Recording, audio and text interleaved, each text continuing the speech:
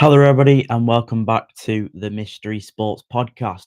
And today we've got quite a lot to go through, really. We've got a lot of sports that's going on. F1 testing's on its final day. We'll look at how all the teams are performing and what can we expect going into Melbourne in a few weeks' time. We've also got, obviously, Premier League back into the action after a little short break. We've also got the ICC Super 8 now in the T20 World Cup. So that's coming to the business end there. And, we've probably got one of the biggest, a lot of people, like Arsenal fans and Tottenham fans, will say the biggest derby in English football, Tottenham versus Arsenal, the North London derby. And we'll go through and I'll give my predictions for that. But if we first start off with Man United, and I could talk about United for ages and things like that. So if I just share my screen here, we'll look at a bit of the obviously. Oh, that's the wrong screen. Well, I mean, you can see there. Obviously, United travel on Monday night to Everton at the Hill Dickinson Stadium. The first time that United will be playing at that stadium as well. Monday night, 8 o'clock kickoff. This year, United historically haven't done too good or too well on the 8 o'clock kickoffs. We're losing to Everton at home. The draw against, the two draws against Bournemouth and West Ham. We've not done too well, and the Burnley game. I think was Burnley a midweek game. Not sure, but we've not done too well. But hopefully that can change, and maybe a different look with Michael Carrick in charge. They've been playing some fantastic football under Carrick at the moment, but if we just go on to obviously a couple of like the things in the form here. So as you guys can see there, that if we look at Everton, losing against Bournemouth, then beating Fulham, a couple of draws against 1-1 draws against Brighton and Leeds, and then winning away at Villa 1-0. They're a decent form, obviously that Bournemouth defeat there, you're like, oh, United can probably punish that.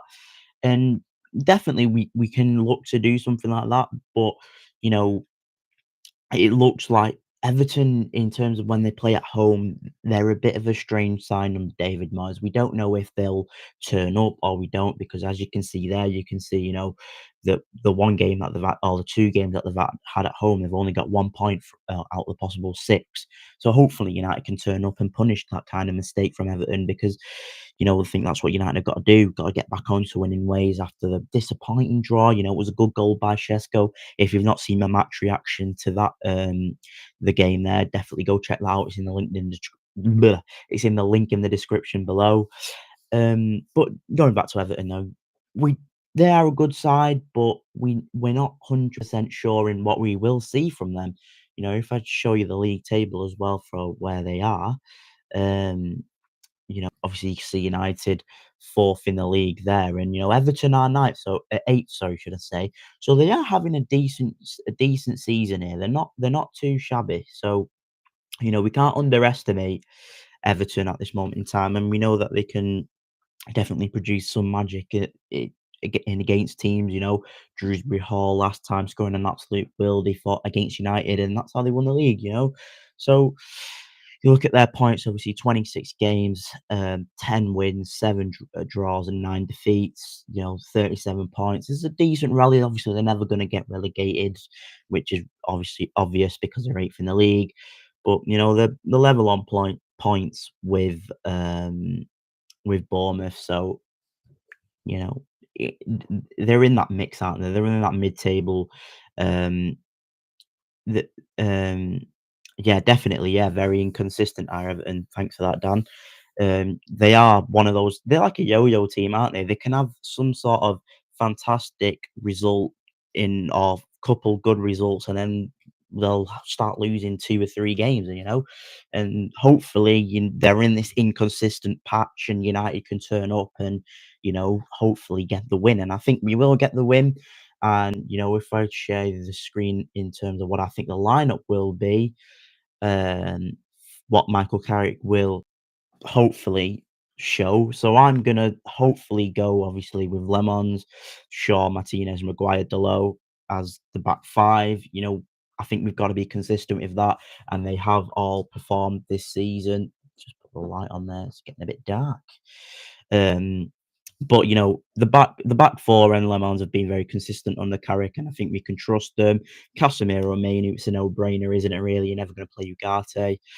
And then this is where it kinda gets interesting. So I'm personally would drop Ahmad because against West Ham, I didn't think he did too much against West Ham. Didn't really look involved in the game, so I'm gonna go as my 3 slash attacking players. I'm gonna go Cunha on the left, Bruno in the middle, and then Mbeumo on the right. And I've put 2 goals for Cunha and Mbeumo. Just think they will be very crucial in for United and how United do play against Everton on Monday night. I think Bruno, we know how good Bruno is. He's got to keep doing what he's doing, get on the assist, if he can get a goal, that's fantastic. And then I've gone Shesko up top. I think, against a low block like Everton, we saw it against West Ham. United will dominate the ball, will put crosses into the box. Putting crosses in the box to Mbeumo and Ahmad and Cunha, they're not very good aerial threats realistically. I know Mbeumo's good, a headed goal against Spurs, but you look at Shesko, what he did when he came on against West Ham, scoring that goal was fantastic to see, and it was a true striker's finish. And I'm hope we see Shesko start. I think he deserves a start. He's on good form at the moment, and I think Shesko will get a goal. And especially with how United are crossing the ball into the box and how we're consistently feeding him in now, and it's not a graveyard shift as it was for previous strikers like Cavani, Martial, even Hoyland, you could argue, and we know how Hoyland isn't the best of strikers, but I think we've got a good striker in Shesko, and hopefully he can get another goal, add to his tally. He's got 7 for the season now. Hopefully goes to 8. Even more would be fantastic. But yeah, no, my prediction for the scoreline, I'm gonna go with a 3-1 win to Manchester United. I think Everton will start well, but I also think United will as well, and I think it will be very end to end for the first half an hour or so. I think it'll be 1-1 or something, and then United will just be clinical and yeah, take the chances, and hopefully Everton don't turn up, which is the ideal situation for United. In terms of the cricket. So it is obviously now the final or the Super 8. So it's like a mini group stage now. So the top two in both groups will go into the semi-finals. And if I show you obviously what the fixtures are. So we see the fixtures here. So we've obviously tomorrow we've got New Zealand versus Pakistan as one of the group games there. England play Sri Lanka at 9:30 on Sunday. It'll be for England, they need to kind of perform now, and this is the time where a loss isn't affordable and it has to be wins, obviously, to get into the semi-final stage. I think England will do well, but it's just about them not giving silly wickets away and punishing the bad balls that we might see from the Sri Lankan bowlers. And from the warm up test, not test, sorry, the warm up kind of matches we've had, I think England can definitely do well against Sri Lanka. We've seen that with a series win last time when they played each other. India play at half 1 against South Africa. I think India are the favourites. I'm always going to be biased about India. Um, I think they'll walk through.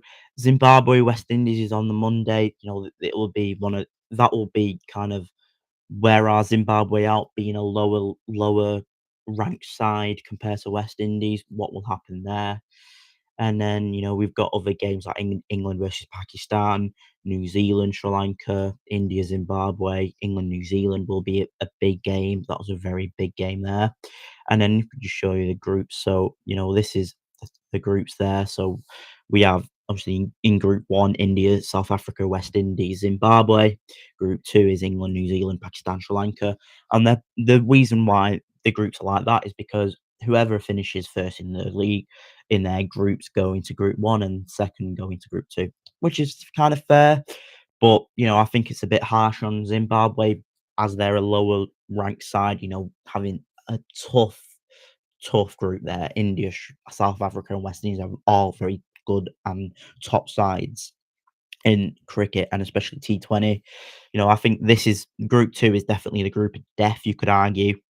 Any of them can go, any of the 4 teams can finish first, second. I wouldn't be surprised if we did see like England slip up to like Pakistan or New Zealand slip up to Sri Lanka.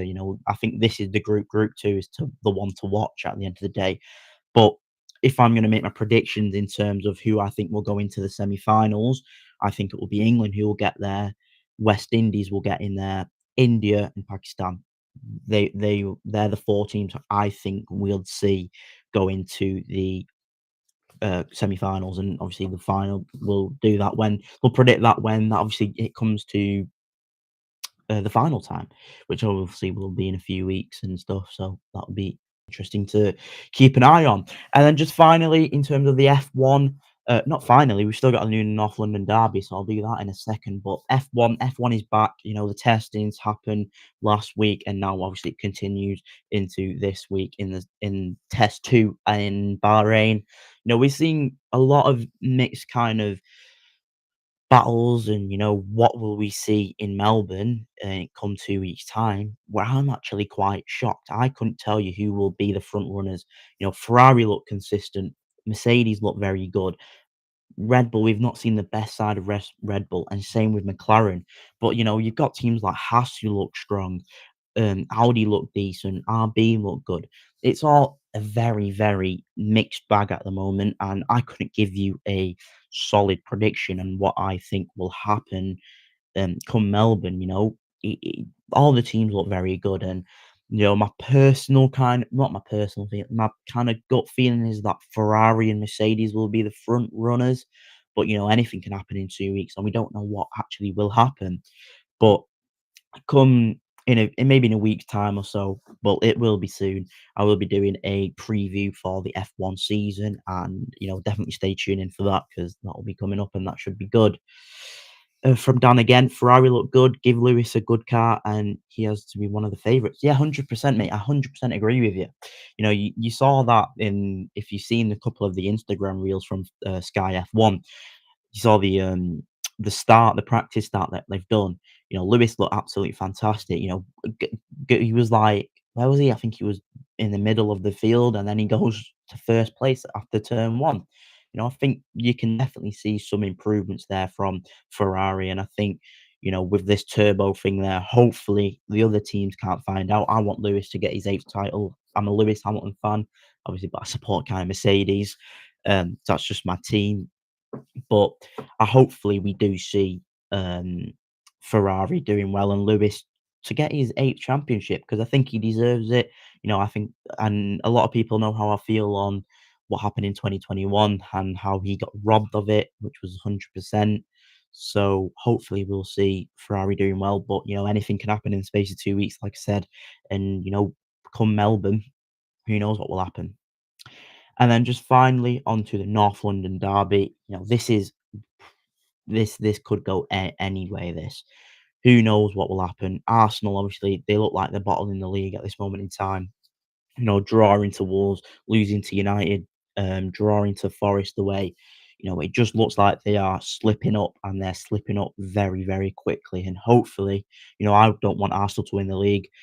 Hopefully they keep slipping up. I don't want them to win any trophy at this moment in time. I just think the whole fan base are annoying. The team's just I can't stand the team. But we look at the fixture here. We'll look at the kind of run that all teams are on. Spurs with a new manager. Can they get a new manager bounce? Hopefully they do have that. I'm not sure that they will have it. It's one of those things. It's Spurs. They're very Spursy, aren't they? They're very inconsistent. Look at the last part five results. Only 2 points in five, drawing to City and drawing to Burnley, losing obviously to United, to Newcastle and West Ham. It's just not good reading for Spurs. And then Arsenal, losing to United, then winning against Leeds and Sunderland, which they probably expected to do. Brentford was a draw. I think Brentford's always a tough place, as I said that multiple times. Um, Especially with a fantastic job that Keith Andrews is doing. And a game against Wolves where they probably when scoring in the fifth minute, was it, with Saka? You're probably thinking that Arsenal are going to go dominate the game and go and win about 4-5-0. But Wolves coming back 2 down, 2-2, 95th minute equaliser was amazing to see. My predictions for this game, I think Spurs will win this game for some weird reason. I have a feeling Spurs will win the game. I think it'll be one of those kind of affairs that will be tight and cagey. I don't think it will be as one-sided as the previous North London derby in early in the season where Eze scored a hat trick. Again from Dan, this is one game I won't be placing a bet on. Could literally be any. Yeah, 100%. I agree with you, mate. The I couldn't tell you what the actual score would be. I'm just going off what I think my head's thinking and what my gut's thinking. I'm going to go with the Spurs win, probably like 3-2 or something. I think there'll be goals. I think Arsenal will be looking to kind of bounce back, but Spurs are also looking. It's a derby. They probably want to go bounce and hopefully have a good kind of result into this new manager and this new chapter that Spurs have embarked. And hopefully, for them, they get the result against Arsenal and then they keep slipping up because it'd be hilarious to see Spurs in the Championship because that is just one of those kind of like what's happened moments. But yeah, no, that is everything for the video today. I will be doing a match reaction on Monday night for the United game. We'll probably do a match reaction to the North London derby, so just definitely stay tuned in for that. If you're new here, please like the video and subscribe to the channel and share to all your family and friends. And yeah, that's all it. Catch you all in a bit.